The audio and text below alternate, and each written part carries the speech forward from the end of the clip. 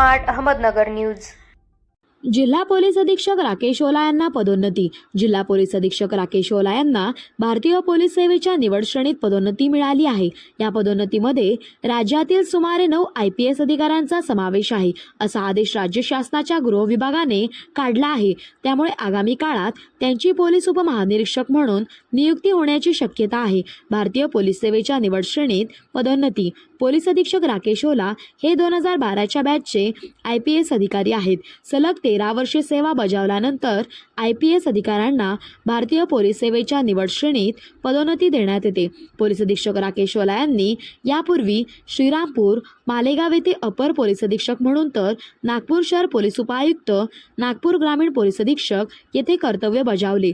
सलग 13व्या वर्षी सेवा पूर्ण केल्याने त्यांची भारतीय पोलीस सेवेच्या निवड श्रेणीत पदोन्नती मिळाली आहे।